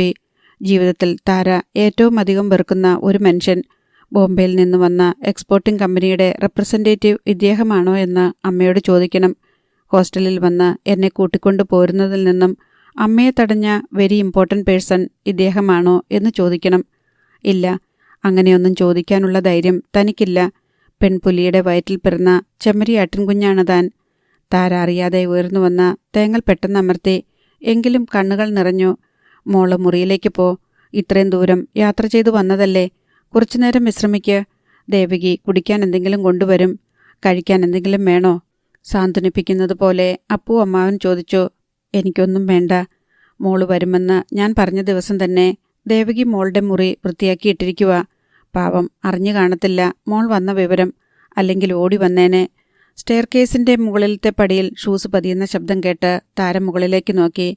താഴേക്ക് വളഞ്ഞിറങ്ങുന്ന കോണിപ്പടിയുടെ അഴികൾക്കിടയിലൂടെ ആദ്യം കണ്ടത് ഒരു ജോഡി ചുവന്ന ഷൂസാണ്. വെള്ള സോക്സ്, ചാരനിറത്തിലുള്ള പാൻസ്, രോമാവൃതമായ കൈത്തണ്ടയിൽ ഇറുകിപ്പിടിച്ചു കിടക്കുന്ന സ്വർണ്ണവാച്ച്, വലതു കൈയിലെ മോതിരവിരലിൽ ലതിക എന്ന പേരെഴുതിയ വിവാഹമോതിരം, ചെറുവിരലിൽ ചുവപ്പ് കല്ല് പതിച്ച മറ്റൊരു മോതിരം. Uncle, who is this Latika? My wife. Why did you choose this ruby stone rather than a blue one? Because red is my lucky colour. എത്ര വർഷം മുൻപായിരുന്നു അത്? ഫ്രോക്ക് ധരിച്ച് ഓടി നടക്കുന്ന പ്രായം. ഒരു വെക്കേഷൻ കാലത്ത് കോൺവെന്റിൽ നിന്ന് വീട്ടിൽ വന്നപ്പോഴാണ് പോലീസ് അങ്കിളിനെ പരിചയപ്പെടുന്നത്. അച്ഛൻ്റെ കൂട്ടുകാരൻ. പോലീസ് വേഷവും പരുക്കൻ സംസാരവും കൊമ്പൻ മീശയും ആദ്യമൊക്കെ ഭയപ്പെടുത്തിയിരുന്നു. പക്ഷേ അങ്കിൾ വീട്ടിൽ വരുമ്പോഴൊക്കെ കണിശമായും ചോക്ലേറ്റ് ബാറുകൾ കയ്യിൽ കരുതിയിരുന്നു. വെളുപ്പിൽ കറുത്ത വരകളുള്ള ഹാഫ് സ്ലീവുള്ള ഷർട്ട്, വൃത്തിയായി ഷേവ് ചെയ്ത ചുവന്ന തുടുത്ത മുഖം, കട്ടിയുള്ള മീശ, കഷണ്ടി കയറി വീതി കൂടുന്ന നെറ്റി. ഏറ്റവും ഒടുവിൽ അയാളെ കണ്ടത് 1 വർഷം മുൻപാണ്. അയാളുടെ പിന്നാലെ അമ്മയും കോണിപ്പടികൾ ഇറങ്ങി വരുന്നുണ്ടായിരുന്നു. തുടുത്ത പാദങ്ങളെ ചുംബിച്ചു കിടക്കുന്ന ഇളം നീല സാരിയുടെ സുതാര്യത കാൽനഖങ്ങളിൽ പുരട്ടിയ നെയിൽ പോളിഷിന്റെ കടും ചുവപ്പ് നിറം പ്രകടമാക്കി. അച്ഛൻ്റെ മരണം വരെ അമ്മ കാലുകളിൽ സ്വർണ്ണപാദസരങ്ങൾ അണിഞ്ഞിരുന്നു. അതിനുശേഷം ആഭരണങ്ങൾ കുറച്ചു. കാതിൽ കമ്മൽ, കഴുത്തിൽ ഒരു മാല, കൈത്തണ്ടകളിൽ കട്ടിവള, അത്രമാത്രം. പക്ഷേ വിശേഷ അവസരങ്ങളിൽ മാറി മാറി അണിയുവാൻ പലതരം ആഭരണങ്ങളുണ്ട് അമ്മയുടെ സേഫിൽ. അമ്മയെ കണ്ടാൽ പ്രായം 43 മതിക്കുകയില്ല. നല്ല ഉയരം, തുടുത്ത നിറം, അസൂയാവഹമായ ശരീരവടിവ്. 10ാം ക്ലാസ്സിൽ പഠിക്കുമ്പോഴെന്ന് തോന്നുന്നു അമ്മ ഒരു ദിവസം കോൺവെൻറ്റിൽ വന്നു. Your mummy is an air hostess. അമ്മ പോയിക്കഴിഞ്ഞപ്പോൾ ക്ലാസ്സിലെ രാജീവ് ചോദിച്ചു. No, why? Nothing, I just thought. Rajeev ചുമലുകൾ ഉയർത്തി ചിരിച്ചതേയുള്ളൂ. കൗസല്യ മാധവൻ എവിടെയും ശ്രദ്ധിക്കപ്പെട്ടിരുന്നു. ഇന്ന് കൗസല്യ മാധവൻ എന്ന് അധികം ആരും അമ്മയെ വിളിക്കാറില്ല. പലർക്കും അമ്മ മിസ്സിസ് കൗസല്യദേവിയാണ്. അയാളുടെ പിന്നാലെ അമ്മ കോണിപ്പടികൾ ഇറങ്ങി വന്നപ്പോൾ നിറകണ്ണുകളുമായി സ്വീകരണ മുറിയിൽ നിൽക്കുകയായിരുന്നു താര. അല്ല, ഇതാര്? താരമോളോ? Quite a surprise. താരമോളെ കൂടി കണ്ടിട്ട് പോകാനുള്ള ഭാഗ്യമുണ്ടായല്ലോ എനിക്ക്. How are you dear? സുഖം തന്നെയല്ലേ? താരയുടെ ചുമലിൽ കൈവച്ചുകൊണ്ട് അയാൾ ചോദിച്ചു. അയാളുടെ ശ്വാസത്തിൽ വിസ്കിയുടെ ഗന്ധമുണ്ടായിരുന്നു. 45 വയസ്സിലും സുന്ദരനായിരുന്നു അയാൾ. ആരോഗ്യദൃഢഗാത്രൻ, ലേശമൊന്ന് ചുവന്ന കണ്ണുകൾ, പക്ഷെ തുളഞ്ഞു കയറുന്ന നോട്ടം, ആത്മവിശ്വാസം നിറഞ്ഞ ചിരി. എനിക്ക് സുഖമാണങ്കിൾ, പരമസുഖം. ചുമലിൽ നിന്ന് സാവധാനം അയാളുടെ കൈയെടുത്ത് മാറ്റിക്കൊണ്ട് താര പറഞ്ഞു. അമ്മ വേഗം അവളുടെ അടുത്തെത്തി. താര, നീ തനിച്ചിങ്ങ് പോന്നോ? നാളെ ഞാൻ അപ്പുച്ചേട്ടനെ കാറും കൊടുത്തു വിടാമെന്ന് പറഞ്ഞതല്ലേ? അമ്പരപ്പോടെ കൗസല്യദേവി ചോദിച്ചു. അമ്മയുടെ ചോദ്യം താര അവഗണിച്ചു. അങ്കിൾ എപ്പോഴെത്തി? ഉച്ചയ്ക്ക് മുൻപ് വന്നു മോളെ. ഒരുപാട് നാളുകൾക്ക് ശേഷം വരുവല്ലേ? ഊണ് കഴിഞ്ഞ് പോകാമെന്ന് മോളുടെ അമ്മ പറഞ്ഞു. പിന്നെ സംസാരിച്ചിരുന്ന് നേരം പോയതറിഞ്ഞില്ല. മോൾ നാളെയേ വരൂ എന്നാണല്ലോ അമ്മ പറഞ്ഞത്. നാളെ വന്നാൽ മതിയായിരുന്നുവെന്ന് ഇപ്പോൾ തോന്നുന്നു. ബോംബെയിൽ നിന്നും ഒരു എക്സ്പോർട്ടിംഗ് കമ്പനിയുടെ റെപ്രസെൻറ്റേറ്റീവ് അമ്മയെ കാണാൻ ഇന്ന് വരുന്നുണ്ടെന്ന് അറിഞ്ഞായിരുന്നു. അയാൾ പോയില്ലെങ്കിൽ ഒന്ന് പരിചയപ്പെടാമെന്ന് വിചാരിച്ച ഇന്ന് ഞാനിങ്ങ് പോന്നത്. എൻ്റെ പഠിത്തമൊക്കെ അവസാനിച്ചില്ലേ അങ്കിൾ? ഇനി ബിസിനസ്സിൽ അമ്മയെ സഹായിക്കാമെന്ന എൻ്റെ പ്ലാൻ. ഇപ്പോഴേ ഇങ്ങനെയുള്ള കാര്യങ്ങളിൽ പരിശീലനം നേടുന്നത് നല്ലതല്ലേ? താര പരിഹാസത്തോടെ ചോദിച്ചു. ഇത്രയും സംസാരിക്കുവാൻ തനിക്കെങ്ങനെ ധൈര്യം കിട്ടിയെന്ന് ഓർത്തപ്പോൾ താരയ്ക്ക് അത്ഭുതം തോന്നാതിരുന്നില്ല. കൗസല്യദേവിയുടെ മുഖം വിളറി. അങ്കിളിന് ക്രൈം ബ്രാഞ്ചിലേക്ക് മാറ്റമ്മ മോളെ. ഇതുവഴി പോയപ്പോൾ വെറുതെ ഒന്ന് കയറിയെന്നേ ഉള്ളൂ. മോളിനി ഇവിടെ കാണുമല്ലോ. ഇനി ഞാൻ വരുമ്പോൾ കൂടുതൽ സംസാരിക്കാം. രാജശേഖരൻ നായർ പിന്നെ നിന്നില്ല. അയാൾ കാറിൽ കയറി ഓടിച്ചുപോയി. അമ്മയെ ഒന്ന് നോക്കുക പോലും ചെയ്യാതെ താര താഴത്തെ നിലയിലുള്ള അവളുടെ മുറിയിലേക്ക് പോയി. തളർച്ചയോടെ മെത്തയിൽ തളർന്നു കിടന്നു. അല്പനേരം കഴിഞ്ഞപ്പോൾ ചുമലിൽ മൃദുവായ ഒരു സ്പർശം. താര തലതിരിച്ചു നോക്കി. കൗസല്യദേവിയാണ്. കാൽപ്പെരുമാറ്റം കേട്ടതേയില്ല. താര. കൗസല്യദേവി അവളുടെ കിടക്കയിലിരുന്നു. ഐ ആം സോറി മോളെ. അമ്മയെ നീ തെറ്റിദ്ധരിച്ചെന്ന് തോന്നുന്നു. ബോംബെയിലെ മെഹ്റാൻ മെഹ്റയിൽ നിന്ന് അനിൽ സക്സേന ഇന്ന് രാവിലെ വരുമെന്നാണ് അറിയിച്ചിരുന്നത്. നമ്മുടെ കയറിൻ്റെ 80% അയാൾ വഴിയാണ് പുറത്തേക്ക് പോകുന്നത്.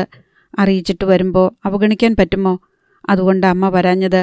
അല്ലാതെ നീ വിചാരിക്കും പോലെ CR വന്നതുകൊണ്ടല്ല. കൗസല്യദേവി പറഞ്ഞു. സർക്കിൾ ഇൻസ്പെക്ടർ CR രാജശേഖരൻ നായരെന്ന സുഹൃത്തിനെ അച്ഛൻ CR എന്നാണ് വിളിച്ചിരുന്നത്. അതനുകരിച്ച് അമ്മയും അയാളെ അങ്ങനെയാണ് വിളിക്കുന്നത്. താര ഒന്നും പറഞ്ഞില്ല. സക്സേനയെ നോക്കിയിരിക്കുമ്പോഴാണ് അടുത്ത ഫാക്സ്. അയാൾ ഇന്ന് രാത്രിയിലെ എത്തുകയുള്ളെന്ന്. എന്തിനാ CR ഇവിടെ വരുന്നത്? I hate him. അമ്മയോട് പലതവണ ഞാൻ പറഞ്ഞിട്ടില്ലേ? പൊടുന്നിനെ താര ചോദിച്ചു. ആളുകൾ അസൂയ കൊണ്ട് പലതും പറയും. 10 കോപ്പി കൂടുതൽ വിൽക്കാൻ ചെറിയ നുണകൾ. വലിയ സത്യങ്ങളെന്ന മട്ടിൽ പത്രങ്ങൾ സെൻസേഷണൽ ന്യൂസാക്കും. നമ്മൾ എന്തിനാ അതൊക്കെ വിശ്വസിക്കുന്നേ? നിന്റെ അച്ഛൻ്റെ ക്ലോസ് ഫ്രണ്ടായിരുന്നു CR. നമ്മുടെ കുടുംബ സുഹൃത്താണ്. നമ്മുടെ എല്ലാ ക്രൈസിസിലും CR നമ്മോടൊപ്പം നിന്നിട്ടുണ്ട്. അത് മറക്കാൻ പറ്റുമോ താരെ? പത്രത്തിൽ കുറേ നാൾ മുൻപ് വന്ന ഒരു വാർത്തയെക്കുറിച്ചാണ് അമ്മ സൂചിപ്പിച്ചതെന്ന് താരയ്ക്ക് മനസ്സിലായി. ഒരു പ്രമുഖ രാഷ്ട്രീയ നേതാവിൻ്റെ ചെറുപ്പക്കാരിയായ ഭാര്യയോടൊപ്പം രാജശേഖരൻ നായരെ സംശയകരമായ ചുറ്റുപാടിൽ ഒരു രാത്രി ഗവൺമെൻറ് ഗസ്റ്റ് ഹൗസിൽ വെച്ച് ചിലർ കാണുകയുണ്ടായി. പത്രങ്ങൾ ഒരുപാട് അച്ചടിമഷി ചെലവഴിച്ച വാർത്തയായിരുന്നു അത്. സംഭവത്തിൽ ഒട്ടും തന്നെ സത്യമല്ലെന്നും രാഷ്ട്രീയമായി തന്നെ തേജോവധം ചെയ്യാനുള്ള കുപ്രചരണമാണ് അതെന്നും നേതാവ് പ്രസ്താവനയിറക്കി. പോലീസ് വകുപ്പിൽ തന്നെയുള്ള ചില എതിരാളികൾ പകപോക്കുകയാണെന്നായിരുന്നു രാജശേഖരൻ നായരുടെ വിശദീകരണം. ആർപ്പോടെയാണെങ്കിലും താര അതെല്ലാം പത്രത്തിൽ വായിച്ചതാണ്. പക്ഷേ അതിനും എത്രയോ കാലം മുൻപേ അയാളെ അവൾ വെറുത്തു കഴിഞ്ഞിരുന്നു. അയാളുടെ ജുഗുപ്സാവകമായ ചില പ്രവൃത്തികൾക്ക് ദൃക്സാക്ഷിയാവേണ്ടി വന്നിട്ടുണ്ട്. ഉൾക്കിടലമുണ്ടാക്കുന്ന ചില സംശയങ്ങൾക്ക് അയാൾ ഉത്തരവാദിയുമാണ്. ഇത്രയും ലഗേജുമായി നീ തനിച്ചു വന്നത് എന്തായാലും ശരിയായില്ല താരെ. ആരെയെങ്കിലും അങ്ങോട്ട് വിടാമെന്ന് ഞാൻ പറഞ്ഞതല്ലേ. അല്ലെങ്കിൽ ഒരു ദിവസം കൂടി കഴിഞ്ഞാൽ ഞാൻ തന്നെ വരുമായിരുന്നല്ലോ. കൗസല്യാദേവി പറഞ്ഞു. ഞാനത്ര ചെറിയ കുട്ടിയൊന്നുമല്ല. ആണോ അമ്മേ? 3 മാസം കൂടി കഴിഞ്ഞാൽ എനിക്ക് വയസ്സ് 22 ഓണത്തിനും ക്രിസ്തുമസിനും സമ്മർ വെക്കേഷനുമൊക്കെ ഞാൻ തനിച്ചല്ലേ വന്നിട്ടുള്ളത്. അതും ട്രെയിനിലും ബസ്സിലുമൊക്കെ. സങ്കടത്തോടെ താര ചോദിച്ചു. കാർ അയക്കാമെന്ന് അറിയിച്ചപ്പോഴൊക്കെ വേണ്ടെന്നല്ലേ നീ പറഞ്ഞിട്ടുള്ളത്? കൗസല്യാദേവി സ്വയം ന്യായീകരിച്ചു. ഒരിക്കൽ പോലും അമ്മയ്ക്കൊന്നു വരാൻ തോന്നിയില്ലല്ലോ. ഞാൻ വന്ന് കൂട്ടിക്കൊണ്ടുവരാൻ നീ അത്ര കൊച്ചുകുട്ടിയൊന്നുമല്ലല്ലോ. സഹികെട്ട് കൗസല്യാദേവി പറഞ്ഞു. താര വിജയഭാവത്തിൽ ചിരിച്ചു.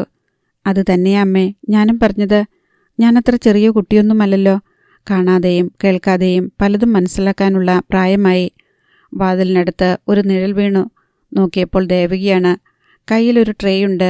അതിൽ ഒരു ഗ്ലാസ് പാല്, ബിസ്ക്കറ്റ്, പൂവൻപഴം. മതി എന്നെ കുറ്റപ്പെടുത്തിയത്. എഴുന്നേറ്റ് വല്ലതും കഴിക്കുക. നിനക്ക് നല്ല ക്ഷീണമുണ്ട്. കൗസല്യാദേവി മുറിയിൽ നിന്ന് ഇറങ്ങിപ്പോയി. താര എഴുന്നേറ്റ് കിടക്കയിലിരുന്നു. ദേവകി പുഞ്ചിരിയോടെ ട്രേ കൊണ്ടുവന്ന് കിടക്കയിൽ വെച്ചു. എന്നിട്ട് നിലത്ത് മുട്ടുകുത്തി നിന്നു. വന്നിട്ടെന്താ താരമോൾ എന്നെ വിളിക്കാഞ്ഞേ? പണിക്കരി ചേട്ടൻ വന്ന് പറഞ്ഞപ്പോഴാ ഞാൻ അറിഞ്ഞേ.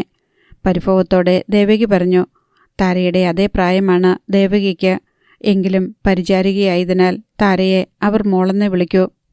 ഇറക്കമുള്ള ബ്ലൗസും നീളൻ പാവാടയുമാണ് അവളുടെ പതിവ് വേഷം. പക്ഷേ അന്ന് ദേവകി മുണ്ടും ബ്ലൗസും നേരിയതുമാണ് ധരിച്ചിരുന്നത്. ആ വേഷത്തിൽ കൂടുതൽ പക്വമതിയും സുന്ദരിയുമായി തോന്നി. പക്വത വേഷത്തിലേയുള്ളായിരുന്നു. ഞാനിവിടെ വന്നാൽ ആരറിയാനാ ദേവകി? ഞാൻ സർക്കിൾ ഇൻസ്പെക്ടറോ DYSPയോ ഒന്നുമല്ലല്ലോ, താര പറഞ്ഞു. ദേവകിയുടെ പ്രസന്നഭാവം മാഞ്ഞു. സത്യമായും ഞാൻ അടുക്കളയിലായിരുന്നു മോളെ. കാറ് വന്ന് നിൽക്കുന്ന ശബ്ദം കേട്ടായിരുന്നു. ദിവസവും എത്രയോ കാറുകൾ വരുന്നു പോകുന്നു. ഞാൻ വിചാരിച്ചു കൗസല്യേച്ചിയെ കാണാൻ ആരാണ്ട് വന്നതായിരിക്കുമെന്ന്. താരമോൾ നാളെ വരുന്ന പണിക്കരി ചേട്ടൻ ഇന്നലെയും എന്നോട് പറഞ്ഞ്. ഇടറുന്ന സ്വരത്തിൽ ദേവകി പറഞ്ഞു. താര അനുകമ്പയോടെ കൈ നീട്ടി അവളുടെ കവിളിൽ തലോടി. ഞാൻ വെറുതെ ഒരു തമാശ പറഞ്ഞതല്ലേ എൻ്റെ ദേവിക റാണി. അതിരിക്കട്ടെ, ആർക്കാണ് ഈ പാല്? താരമോൾക്ക്. ഞാനത്ര ചെറിയ കുട്ടിയൊന്നുമല്ലെന്ന് ഇത്തിരി മുൻപ് എൻ്റെ അമ്മ ശ്രീമതി കൗസല്യ മാധവൻ പറഞ്ഞത്. ചെറിയ കുട്ടികൾക്കേ പാലിൻ്റെ ആവശ്യമുള്ളൂ എന്നാണ് ഡോക്ടർമാരുടെ അഭിപ്രായം. അതുകൊണ്ട് നീ ഈ പാല് കൊണ്ടുചെന്ന് വെച്ചിട്ട് കടുപ്പത്തിലൊരു ചായ ഇട്ട് കൊണ്ടുവാ. ബിസ്ക്കറ്റും വേണ്ട. മേലിൽ ഇത് രണ്ടും എനിക്ക് തരരുത്, കർശനമട്ടിൽ താര പറഞ്ഞു. ദേവകി പെട്ടെന്ന് എഴുന്നേറ്റു. അവളുടെ കണ്ണുകൾ നിറഞ്ഞു. എന്തിനാ താരമോൾ എന്നോട് ദേഷ്യപ്പെടുന്നേ? പണിക്കരി ചേട്ടൻ പറഞ്ഞിട്ടാ ഞാൻ ഇതെല്ലാം കൊണ്ടുവന്നേ. ഇത് തിരിച്ചു കൊണ്ടുചെന്നാൽ പണിക്കരി ചേട്ടൻ എന്നെ വഴക്ക് പറയും. ഈ അപ്പുവമ്മാവൻ്റെ ഓരോരോ ചിട്ടകളും നിർബന്ധങ്ങളും. എൻ്റെ ദേവകി റാണി വിഷമിക്കണ്ട, നമുക്ക് വഴിയുണ്ടാക്കാം. ട്രേയിൽ നിന്ന് പാലെടുത്ത് താര അവൾക്ക് നീട്ടി. നീ ഇത് കുടിക്ക് ദേവകി. നീയാ 4-5 വയസ്സുള്ള കുട്ടി.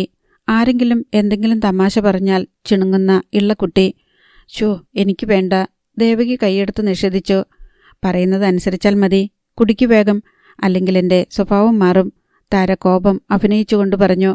പേടിച്ച് ദേവകി പാല് വാങ്ങി കുടിച്ചു. ഗുഡ് ഗേൾ, താര ചിരിച്ചു. പാൽപ്പത പറ്റിയ ചുണ്ടുകൾ ദേവകി ധാവണി തുമ്പെടുത്ത് തുടച്ചു. കഷായം കുടിച്ച മട്ടായിരുന്നു അവളുടെ മുഖത്ത്. ഇനി ദേവകി പോയി ഒരു ചായ കൊണ്ടുവാ. ട്രേയും എടുത്തുകൊണ്ട് അവൾ അനുസരണയോടെ മുറിയിൽ നിന്ന് പോയി.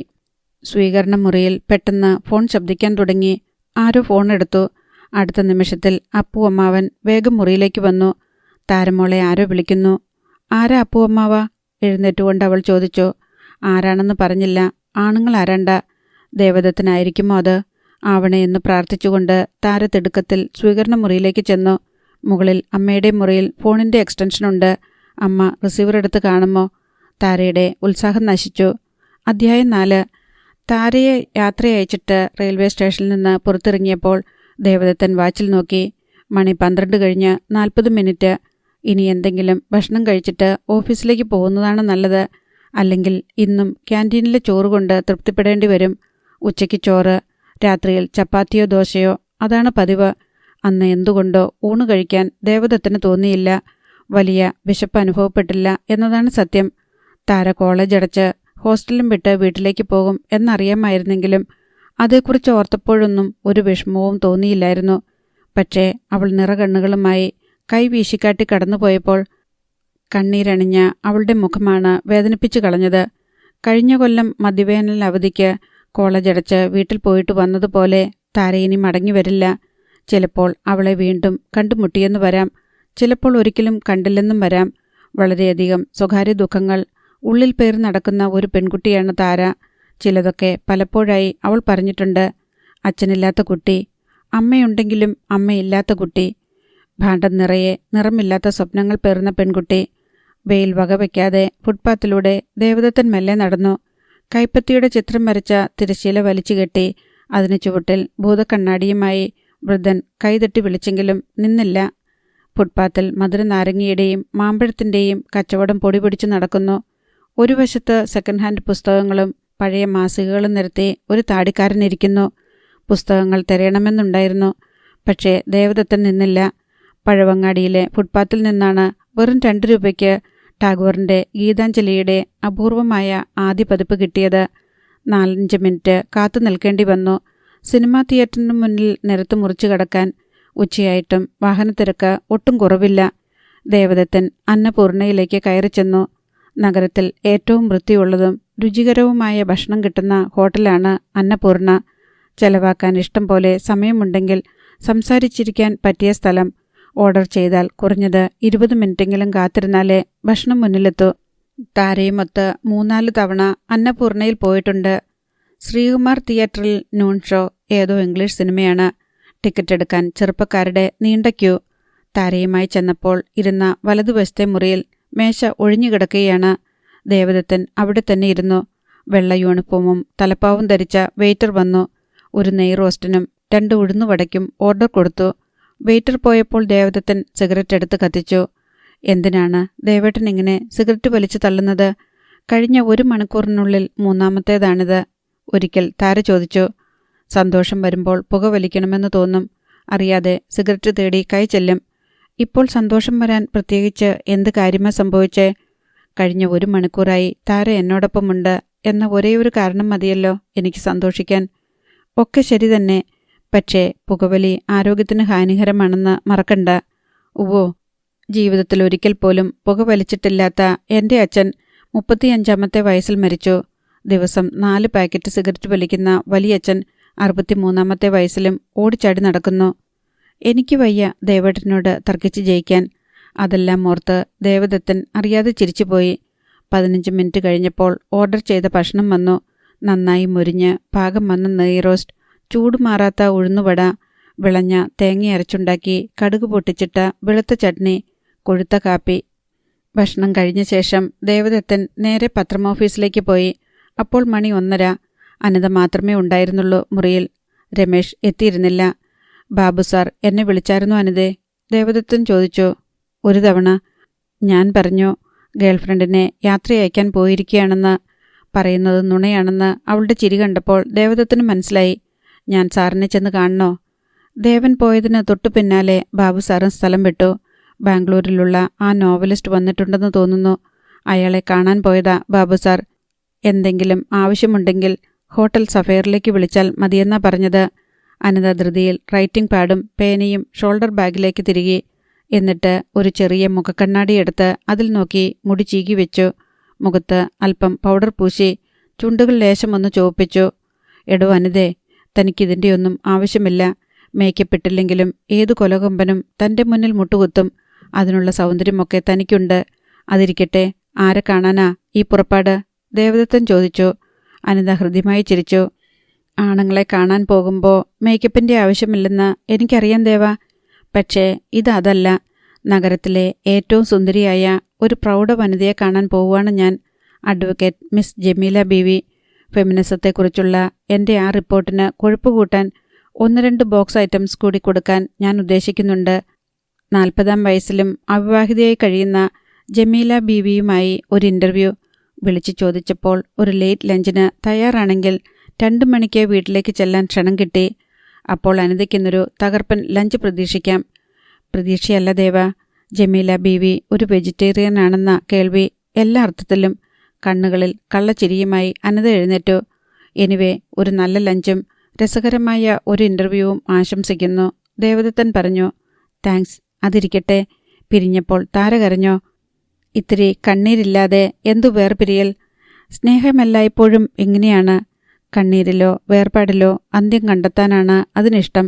അതുകൊണ്ടാണ് ഞാൻ ആരെയും സ്നേഹിക്കാത്തത്. അനിത ഒരു മൂളിപ്പാട്ടോടെ പുറത്തേക്കിറങ്ങി.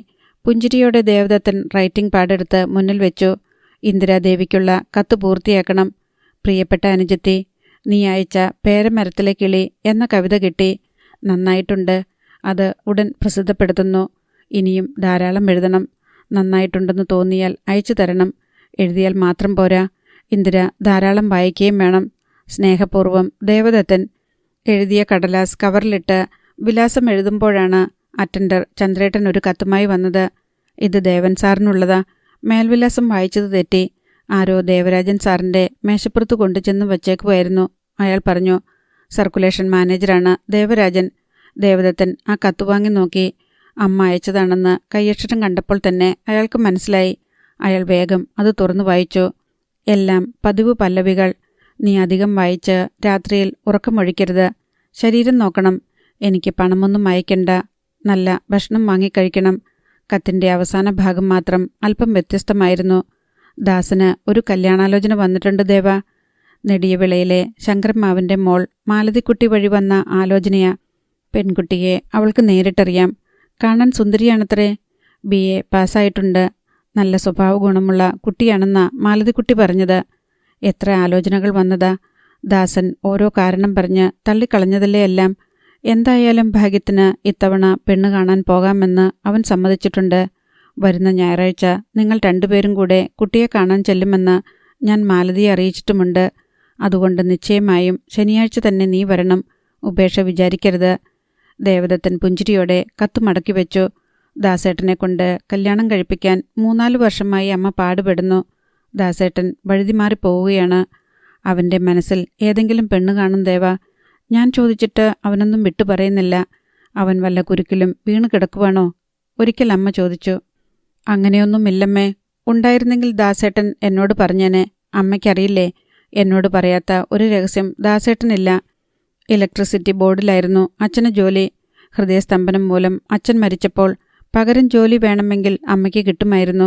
അതിലും നല്ലത് മൂത്ത മകന് ആ ജോലി കിട്ടുന്നതാണെന്ന് അമ്മ വിചാരിച്ചു. എഞ്ചിനീയറിംഗ് ഡിഗ്രിക്ക് ദാസേട്ടൻ അഡ്മിഷൻ കിട്ടിയില്ല. അപ്പോൾ ഡിപ്ലോമയ്ക്ക് ചേർന്നു. ഡിപ്ലോമ പാസ്സായി 1 വർഷത്തിനുള്ളിൽ ദാസേട്ടന് ബോർഡിൽ ജോലി കിട്ടി. 22ാമത്തെ വയസ്സിൽ. അന്നു മുതൽ ദാസേട്ടൻ തനിക്ക് ജ്യേഷ്ഠനും സുഹൃത്തും മാത്രമല്ല, രക്ഷകർത്താവും കൂടിയാണ്. 5 വയസ്സിൻ്റെ പ്രായക്കൂടുതലുണ്ട് ഏട്ടന്.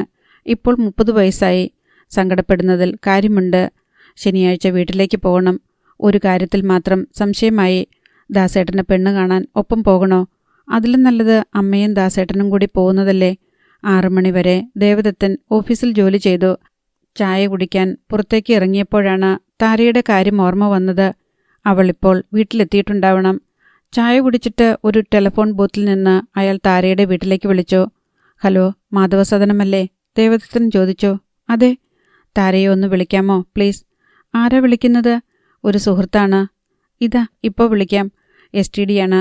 താര കുളിമുറിയിലോ മറ്റോ ആണെങ്കിൽ. കോൾ കട്ട് ചെയ്തിട്ട് വീണ്ടും വിളിക്കാമെന്ന് വിചാരിക്കുമ്പോൾ പെട്ടെന്ന് താരയുടെ സ്വരം വന്നു. Hello, Thara here. നക്ഷത്രമേ, നീ സസുഖം അവിടെ എത്തിച്ചേർന്നോ? ദേവദത്തൻ ചോദിച്ചു. ദേവേട്ടനാണോ? അപ്പുവമ്മാൻ വന്നു പറഞ്ഞപ്പോഴേ എനിക്ക് തോന്നിയതാ ദേവേട്ടനായിരിക്കുമെന്ന്. പ്രസന്നമായ സ്വരത്തിൽ താര പറഞ്ഞു. ഓ, അപ്പുവമ്മാവനായിരുന്നോ ഫോണെടുത്തത്? മനസ്സിലായിരുന്നെങ്കിൽ എന്തെങ്കിലും ലോഹ്യം ചോദിച്ചേനെ. യാത്ര സുഖകരമായിരുന്നോ താരേ? സുഖമായിരുന്നു ഇവിടെ എത്തുന്നതുവരെ, താര പറഞ്ഞു. അവൾ പറഞ്ഞതിൽ മറ്റെന്തോ അർത്ഥമുണ്ടെന്ന് ദേവദത്തന് തോന്നി. എന്താ ഒറ്റയ്ക്ക് ചെന്നതിന് അമ്മ ദേഷ്യപ്പെട്ടോ? അതൊന്നും സാരമില്ലായിരുന്നു. പിന്നെ? ഒന്നുമില്ല ദേവേട്ട, ഞാൻ വെറുതെ പറഞ്ഞതാണ്. എല്ലാവരെയും പിരിഞ്ഞു വന്നപ്പോൾ മനസ്സിൽ വല്ലാത്തൊരു വിഷമം, ഒരു സുഖമില്ലായ്മ. ഒരാഴ്ച കൊണ്ട് അതൊക്കെ മാറും. വീട്ടിൽ നിന്ന് താര മാറിപ്പാർക്കാൻ തുടങ്ങിയിട്ട് കുറേ കൊല്ലമായല്ലോ. വീട്ടിലെ അന്തരീക്ഷവുമായി പൊരുത്തപ്പെടാൻ ഇത്തിരി സമയമെടുക്കും. ശരിയാണ് ദേവേട്ട. വീട്ടിലെ രീതികളുമായി പൊരുത്തപ്പെടാൻ ഞാൻ ഇത്തിരി പാടുപെടും, തീർച്ച. പുതിയ ഒരു ഹോസ്റ്റലിലേക്കായിരുന്നു ഞാൻ വന്നതെങ്കിൽ ഇത്ര അപരിചിതത്വം തോന്നുമായിരുന്നില്ല. താരയുടെ സ്വരം നേർത്തു. സംസാരം ആ രീതിയിൽ പോകാൻ ദേവദത്തന് ഇഷ്ടപ്പെട്ടില്ല. താരേ, ഒരു വിശേഷമുണ്ട്, അയാൾ പെട്ടെന്ന് പറഞ്ഞു. കഴിഞ്ഞ 5-6 മണിക്കൂറിനുള്ളിൽ എന്ത് വിശേഷമാ ദേവേട്ട അവിടെ സംഭവിച്ചത്? അവൾ ആശ്ചര്യത്തോടെ ചോദിച്ചു. ഈ വരുന്ന ഞായറാഴ്ച ഞാനൊരു പെണ്ണ് കാണാൻ പോകുന്നു.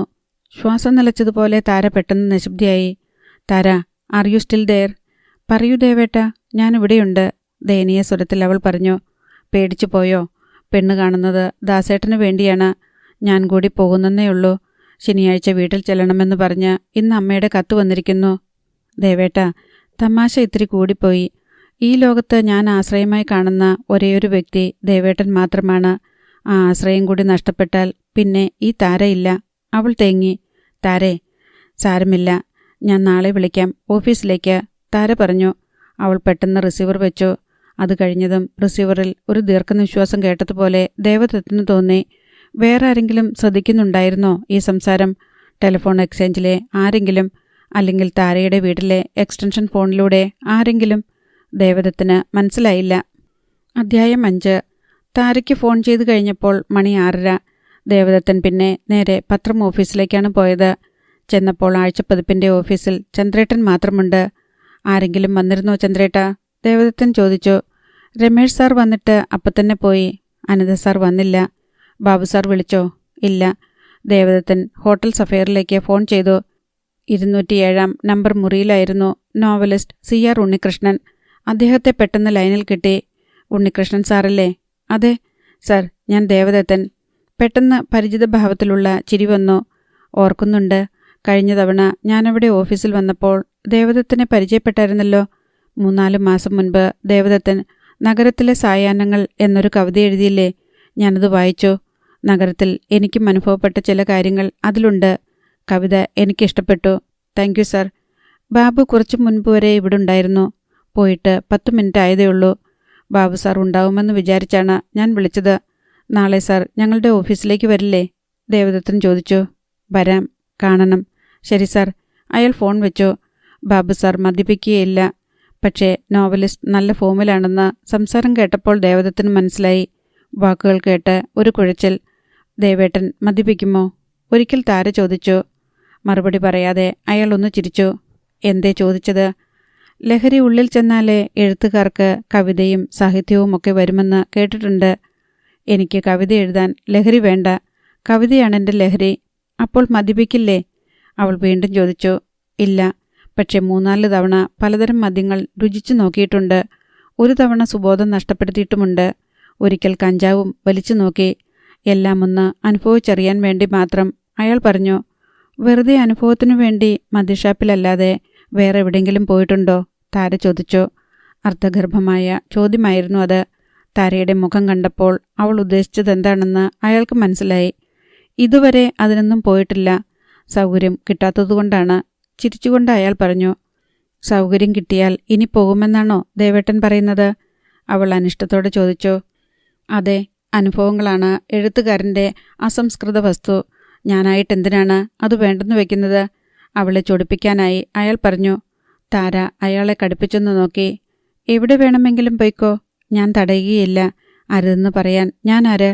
പെട്ടെന്ന് അവളുടെ ശബ്ദമിടറി, കണ്ണുകൾ നനഞ്ഞു. ഞാനൊരു തമാശ പറഞ്ഞതല്ലേ താരേ.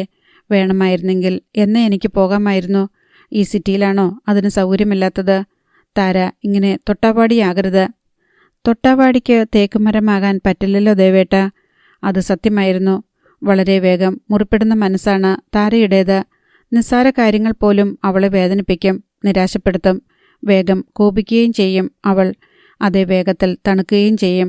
ചന്ദ്രേട്ടൻ കാത്തു നിൽക്കുന്നത് അപ്പോഴാണ് ദേവദത്തൻ കണ്ടത്. ചന്ദ്രേട്ട, നമുക്ക് പോകാം. ഇന്നിനി ആരും വരില്ല, അയാൾ പറഞ്ഞു. പുസ്തക നിരൂപണത്തിനായി അയച്ചു കിട്ടിയ ഒരു കവിതാ സമാഹാരവും എടുത്ത് മേശയും പൂട്ടി ദേവദത്തൻ എഴുന്നേറ്റു. പത്രം ഓഫീസിൽ നിന്ന് നടന്നാൽ കഷ്ടിച്ച് 5 മിനിറ്റ് മതി താമസ സ്ഥലത്തെത്താൻ. വീടാണത്. താഴത്തെ നിലയിൽ വീട്ടുടമയും കുടുംബവും താമസിക്കുന്നു. മുകളിലുള്ള 2 മുറികളിലൊന്നിൽ ദേവദത്തനും. മുകളിലത്തെ നിലയിലേക്ക് പോകാൻ വെളിയിൽ പ്രത്യേക കോവണിയുണ്ട്.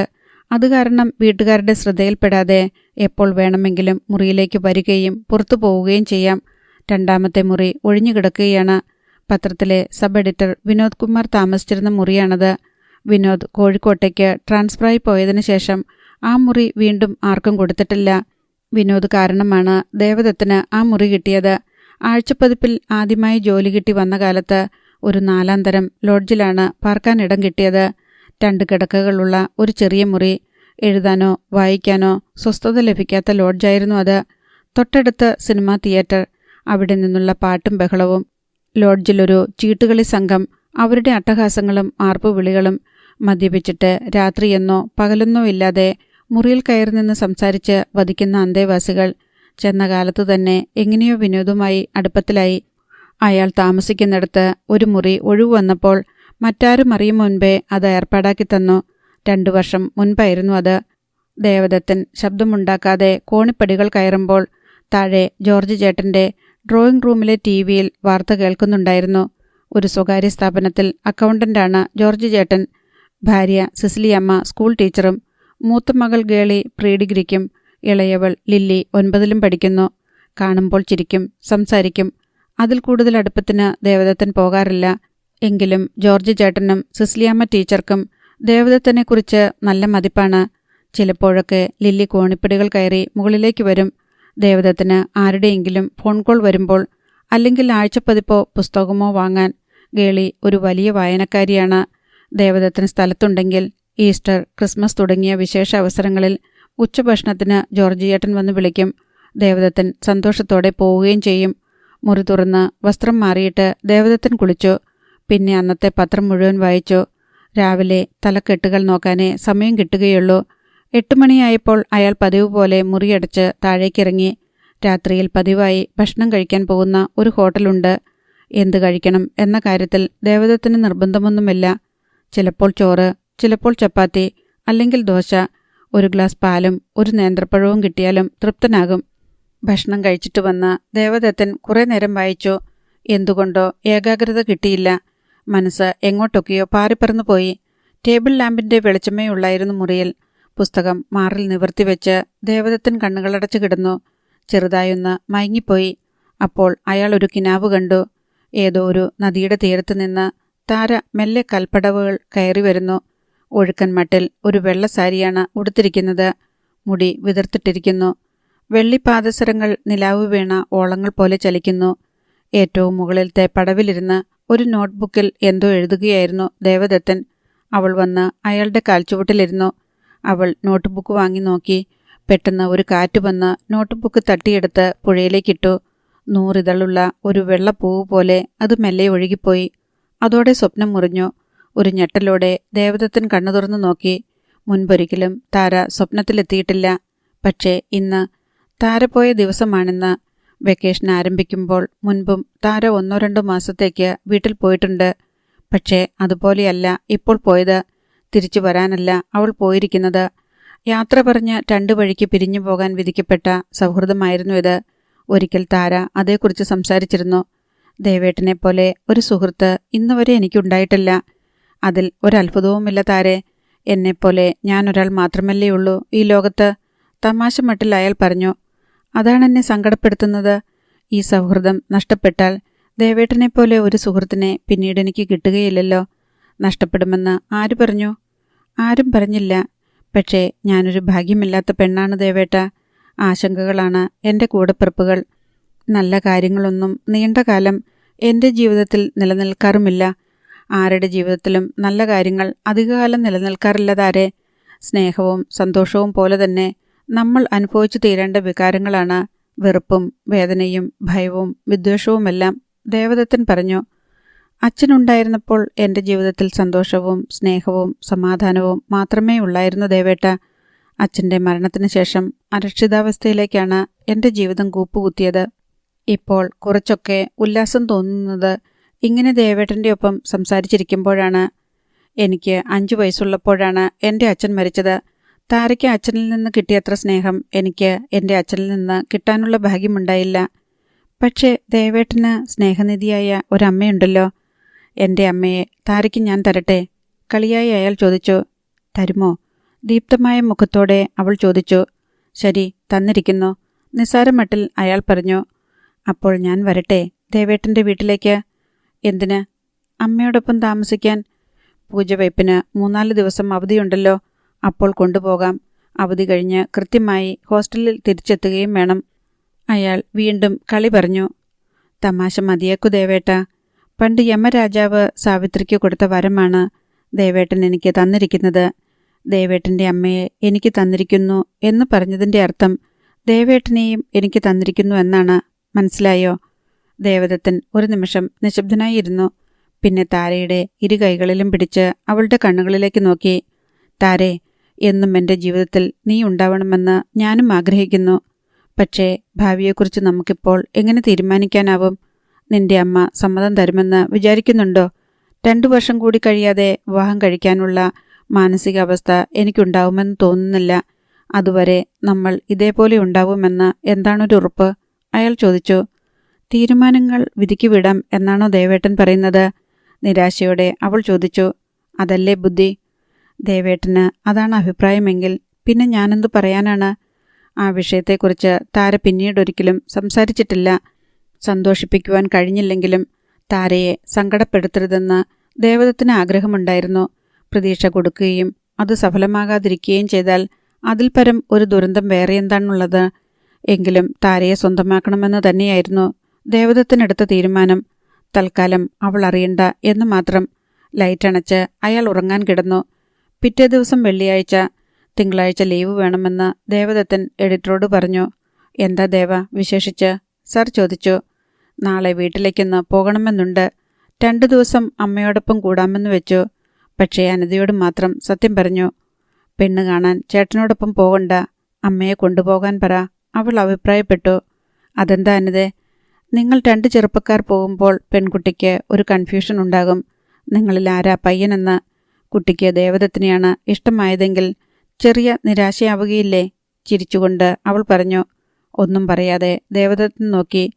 അഥവാ ചേട്ടനെ കല്യാണം കഴിച്ചാലും ദേവനോട് തോന്നിയ ആ ഇഷ്ടം അവളുടെ മനസ്സിൽ കിടക്കും.